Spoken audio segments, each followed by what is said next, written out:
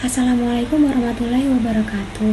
Hai, kami dari kelompok 8, Prodi 4B D3 Fisioterapi akan membahas hasil kerja kelompok kami yang berjudul Kode Etik Fisioterapi Dunia.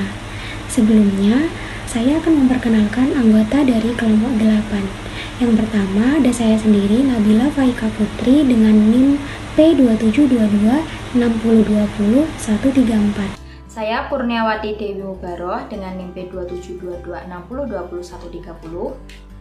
Saya Linggayudani Nasari, NIM P27226020 131. Saya Mendor Metasari, NIM P27226020 132. Nah, yang pertama ada pengertian dari fisioterapi. Menurut WCPT, fisioterapi adalah layanan yang diberikan oleh fisioterapi kepada individu dan populasi untuk mengembangkan, memelihara, dan mengembalikan gerakan maksimum serta kemampuan fungsional sepanjang umur. Layanan diberikan ketika pasien mengalami gangguan gerak dan fungsi akibat penuaan, cedera, dan faktor lingkungan. Sedangkan menurut Departemen Kesehatan Indonesia, fisioterapi adalah suatu pelayanan kesehatan yang ditujukan untuk individu atau kelompok dalam upaya mengembangkan, memelihara, dan memulihkan gerak dan fungsi sepanjang daur kehidupan dengan menggunakan modalitas fisik, agen fisik, mekanis, gerak, dan komunikasi. Yang kedua, ada pengertian kode etik.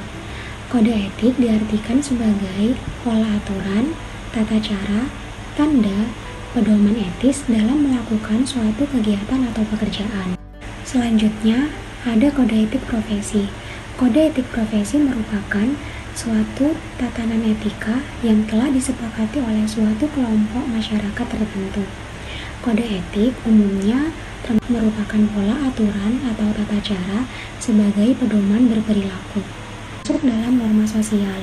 Namun, bila ada kode etik yang memiliki sanksi yang agak berat, maka masuk dalam kategori norma hukum. Secara garis besar, kode etik profesi mencakup butir-butir pokok sebagai berikut. Yang pertama, kode perilaku. Yang kedua, kode moral. Yang ketiga, menjunjung tinggi standar moral. Yang keempat, memiliki kejujuran yang tinggi. Yang kelima, mengatur etis nama yang boleh diperbuat dan tidak boleh diperbuat oleh profesional. Pengertian kode etik fisioterapi. Kode etik fisioterapi disusun untuk memberikan standar umum kepada semua anggota profesi fisioterapi. Kode etik profesi dapat ditinjau kembali sesuai dengan kondisi dan tuntutan keadaan. Kode etik profesi fisioterapi bertujuan untuk memelihara martabat dan integritas profesi fisioterapi. Kode etik fisioterapi dunia. Kode etik 1. Terapis fisik harus menghormati hak dan martabat semua individu. Setiap orang yang mencari layanan fisioterapi berhak mendapatkan layanan tanpa memandang usia, jenis kelamin, ras, kebangsaan, agama, asal etnis, keyakinan, warna kulit, orientasi seksual, kecacatan, status kesehatan atau politik. Terapis fisik harus memastikan bahwa pasien atau klien memiliki hak untuk layanan terapi fisik dengan kualitas terbaik. Yang kedua, informasi tentang layanan terapi fisik. Yang ketiga, membuat persetujuan. Yang keempat, kerahasiaan. Yang kelima, memiliki akses ke data terapi fisik mereka. Yang keenam, pendidikan kesehatan dan pelayanan promosi kesehatan. Yang ketujuh, memilih siapa yang harus diberitahu atas namanya. Kode etik 2, terapis fisik mematuhi undang-undang dan peraturan yang mengatur praktik terapi fisik di negara tempat mereka berlatih. Terapis fisik akan memiliki pemahaman penuh tentang hukum dan peraturan yang mengatur praktik terapi fisik. Mereka berhak menolak untuk merawat atau melakukan intervensi jika, menurut pendapat mereka, layanan tersebut tidak untuk kepentingan terbaik bagi pasien atau klien. Terapis fisik memiliki hak untuk mengadvokasi akses pasien atau klien ke layanan terapis fisik ketika, menurut pendapat mereka, ada akses terbatas kepada mereka yang memiliki kapasitas untuk mendapatkan manfaat. Kode etik 3, Terapis fisik menerima tanggung jawab untuk melakukan penilaian yang baik. Terapis fisik adalah praktisi independen dan otonom secara profesional. Mereka membuat penilaian independen dalam penyediaan layanan yang mereka miliki, pengetahuan, dan keterampilannya. Dengan setiap pasien atau klien, fisioterapi melakukan pemeriksaan atau penilaian yang tepat untuk memungkinkan pengembangan diagnosis. Mengingat diagnosis dan informasi lain yang relevan tentang pasien atau klien dan tujuan mereka, terapis fisik menentukan prognosis atau rencana perawatan dan mengimplementasikan intervensi atau pengobatan. Ketika tujuan telah tercapai atau manfaat lebih lanjut tidak dapat diperoleh lagi, terapis fisik harus menginformasikan dan memulangkan pasien atau klien.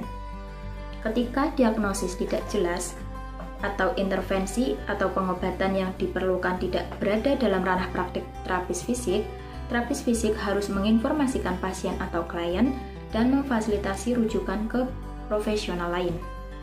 Terapis fisik tidak boleh mendelegasikan kepada profesional kesehatan lain atau pekerja pendukung aktivitas apapun yang memerlukan keterampilan, pengetahuan, dan penilaian unik dari terapis fisik. Jika pasien atau klien telah dirujuk ke fisioterapis oleh praktisi medis dan program pengobatan yang ditentukan tidak sesuai dengan penilaian fisioterapis, maka fisioterapis harus berkonsultasi dengan praktisi medis yang merujuk. Terapis fisik memiliki hak untuk mengharapkan kerjasama dari rekan-rekan mereka. Kode etik 4, terapi fisik memberikan layanan profesional yang jujur, kompeten, dan akuntabel. Terapi fisik harus memastikan bahwa perilaku mereka selalu profesional, memberikan intervensi atau pengobatan terapi fisik khusus pasien atau klien tepat waktu sesuai dengan tujuan individu.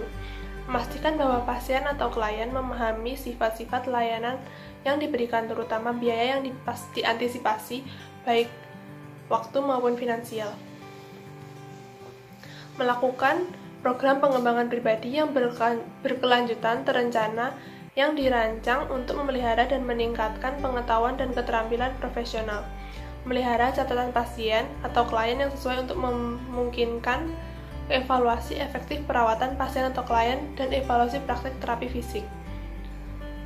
Tidak mengungkapkan informasi apapun tentang pasien atau klien kepada pihak ketiga tanpa izin atau sepengetahuan pasien atau klien sebelumnya, kecuali pengungkapan tersebut diwajibkan oleh hukum. Berpartisipasi dalam peer review dan bentuk evaluasi praktik lainnya yang hasilnya tidak boleh diungkapkan kepada pihak lain tanpa izin dari ahli terapi fisik. Memelihara data untuk memfasilitasi pengukuran kinerja layanan dan membuat data itu tersedia untuk agen lain seperti yang dipersyaratkan oleh kesepakatan bersama. Tidak membiarkan layanan mereka disalahgunakan.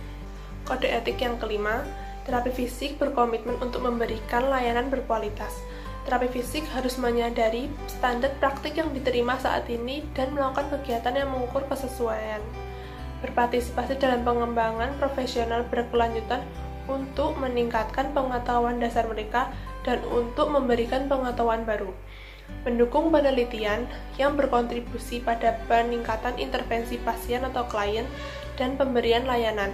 Tetap up to date dengan bukti terbaik yang tersedia dan menerapkannya dalam praktik mereka. Mendukung pendidikan berkualitas dalam pengaturan akademik dan klinis. Terapi fisik yang terlibat dalam penelitian harus memastikan bahwa mereka mematuhi semua aturan dan kebijakan saat ini yang berlaku untuk pelaksanaan penelitian tentang subjek manusia. Melindungi kerahasiaan subjek. Telah memperoleh persetujuan subjek. Melindungi keselamatan dan kesejahteraan subjek. Tidak terlibat dalam penipuan atau plagiarisme, mengungkapkan sepenuhnya dukungan penelitian apapun dan dengan tepat mengakui bantuan apapun. Laporan setiap pelanggaran aturan kepada pihak yang berwenang, bebas membagikan hasil penelitian mereka, terutama dalam jurnal dan presentasi konferensi. Terapi fisik dalam peran majikan harus memastikan semua karyawan memenuhi syarat dengan benar, dan sepatutnya memastikan kepatuhan terhadap persyaratan perundang-undangan. menerapkan prinsip dan praktik manajemen saat ini dalam pelaksanaan layanan dengan perhatian khusus pada standar manajemen personalia yang sesuai, memastikan kebijakan dan prosedur dikembangkan, diterapkan, dan dipantau dengan benar, memastikan bahwa praktik klinis dievaluasi dan diaudit dengan tepat, memberikan kesempatan yang memadai untuk pendidikan staf dan pengembangan pribadi berdasarkan kinerja yang efektif. Kode etik 6. Terapi fisik berhak atas tingkat remunerasi yang adil dan wajar untuk layanan mereka. Terapis fisik harus memastikan bahwa jadwal biaya mereka didasarkan pada kondisi pasar yang berlaku, memastikan bahwa biaya yang dikenakan menawarkan nilai uang, memastikan sebanyak mungkin bahwa penggantian dari penyandang dana pihak ketiga mencerminkan dan konsisten dengan praktik yang baik. Pendana pihak ketiga tidak boleh berusaha untuk melakukan kontrol dengan cara apapun yang membatasi ruang lingkup praktek terapi fisik atau menghambat hak mereka atas remunerasi yang adil. Memastikan bahwa pengaruh tidak digunakan untuk keuntungan pribadi. Memastikan bahwa prinsip bisnis yang sehat diterapkan saat berhubungan dengan pemasok, produsen, dan agen lainnya. Kode etik 7. Terapi fisik memberikan informasi yang akurat kepada pasien atau klien, instansi lain, dan masyarakat tentang terapi fisik dan tentang layanan yang diberikan oleh terapi fisik. Terapi fisik harus berpartisipasi dalam program pendidikan publik, memberikan informasi tentang profesi, harus menginformasikan publik dan profesional perujuk secara jujur tentang sifat layanan mereka, sehingga individu lebih mampu membuat keputusan tentang penggunaan layanan, dapat mengiklankan layanan mereka. Tidak akan menggunakan pernyataan atau klaim palsu, curang, menyesatkan, menipu, tidak adil, atau sensasional. Hanya akan mengklaim gelar-gelar yang tepat, hanya akan mengklaim hal-hal secara tepat, menggambarkan status profesional mereka. Kode etik 8. Terapi fisik berkontribusi pada perencanaan dan pengembangan layanan yang memenuhi kebutuhan kesehatan mereka. Fisioterapi memiliki tugas dan kewajiban untuk berpartisipasi dalam perencanaan pelayanan yang dirancang untuk memberikan kesehatan masyarakat yang optimal. Fisioterapi berkewajiban bekerja untuk mencapai keadilan dalam penyediaan pelayanan kesehatan bagi semua orang. Tujuan kode etik. Kode etik fisioterapi bertujuan agar terapis profesional memberikan jasa sebaik-baiknya kepada pasien. Dengan adanya kode etik akan melindungi perbuatan yang tidak profesional. Fisioterapi dalam segala aktivitas profesional dan pelayanan kepada individu dan masyarakat harus selalu menjaga citra profesi berdasarkan kode etik yang telah ditetapkan oleh organisasi profesi fisioterapi. Menjunjung tinggi kehormatan profesi dalam setiap perbuatan dan dalam keadaan apapun, mematuhi peraturan dan dalam keadaan apapun, mematuhi peraturan dan kebijakan yang telah ditetapkan oleh organisasi profesi fisioterapi. Peran fisioterapi. Yang pertama ada peran pelaksana, yaitu terdiri dari asesmen fisioterapi yang meliputi pemeriksaan dan evaluasi. Kedua, diagnosa fisioterapi, perencanaan fisioterapi, intervensi fisioterapi, evaluasi atau reassessment, dan rekam fisioterapi. Untuk yang kedua, ada peran pengelola, yaitu terdiri dari A. Menerapkan keterampilan manajemen dalam melakukan pelayanan fisioterapi, menunjukkan sikap profesional sebagai seorang pengelola fisioterapi. Yang terakhir, berperan serta dalam merumuskan dan menetapkan kebijakan, perencanaan, dan pelaksanaan upaya kesehatan sebagai tim terpadu sesuai dengan sistem upaya kesehatan. Peran pendidik. Yang pertama yaitu melakukan pendidikan kepada pasien atau klien, keluarga, dan masyarakat agar berperilaku hidup sehat. Memberikan informasi tentang fisioterapi kepada tenaga kesehatan lain, dan melakukan pendidikan dalam rangka pengembangan diri dan sejawat. Yang keempat, ada peran peneliti, yaitu ada merencanakan penelitian, melakukan penelitian, mempresentasikan dan sosialisasi hasil penelitian, dan menerapkan hasil penelitian. Selanjutnya adalah contoh kasus. Orang tua si pasien mengeluhkan bahwa anaknya, sebut saja si A ini mengeluh bahwa dia mengalami nyeri leher dan tulang belakang, lalu dibawalah si A ini oleh sang ibu ke fisioterapi. Karena si A ini rencananya akan segera berangkat ke Perancis, dengan anggapan sang ibu agar nanti di Perancis si A sudah tidak memiliki keluhan, lalu dipilihlah pengobatan kiropraktik. Nah, setelah konsultasi, menurut sang terapis, si A perlu melakukan 40 kali terapi dengan harga 17 juta. Tapi karena si A akan segera berangkat ke Perancis, akhirnya sang terapis mengatakan yang tadinya 40 kali terapi menjadi 2 kali terapi. Lalu pihak pasien menyetujuinya karena percaya. Lalu keesokan harinya, si A ditemani ibunya melakukan terapi. Sang ibu mengaku terkejut karena terapi yang dilakukan begitu singkat. Malam harinya, si A mengeluh kesakitan parah pada leher bagian belakangnya, lalu dibawalah si A ini oleh kedua orang tuanya ke UGD RSPI. Sang ayah mengungkapkan berdasarkan catatan medis tim dokter RSPI, si A juga mengalami kesemutan pada bagian leher hingga lengan dan bagian belakang lehernya yang bengkak. Diduga ada pembuluh darah yang pecah. Untuk memastikan hal itu, harus segera melakukan MRI. Sayangnya, si A sempat kehilangan kesadaran dan denyut jantungnya melemah, sehingga MRI tak bisa segera dilakukan jika kondisi tidak stabil. Dalam kondisi itu, sekitar pukul 6, dokter menyatakan bahwa si A sudah tiada. Keluarga pun harus merelakan kepergian si A yang telah pergi dalam waktu singkat. Selanjutnya untuk tempuh jalur hukum. Nah, sang ayah ini tak pernah menyangka bahwa si anak meninggal dunia karena awalnya hanya masalah di tulang belakang. Keluarga pun melaporkan kasus dugaan malapraktik tersebut. Saat itu, si terapis sudah 2 kali dipanggil untuk dimintai keterangannya oleh pihak kepolisian. Namun, ia tak pernah memenuhi panggilan dan diketahui sudah kembali ke negara asalnya di Amerika Serikat. Si fisioterapis diduga tak memiliki izin praktek di Indonesia. Sang ayah berharap pihak berwenang bisa memberikan pengawasan dan pengaturan yang lebih ketat mengenai kompetensi dokter maupun terapis yang berpraktik.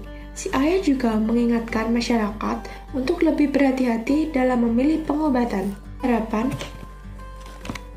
Kodevi sebagai pegangan setiap fisioterapis di Indonesia. Kedua, setiap praktek fisioterapi berlangsung, suasana penuh etika. Yang ketiga, citra profesi fisioterapi Indonesia yang baik. Dan yang terakhir, ikut membina etika kehidupan berbangsa dan bernegara.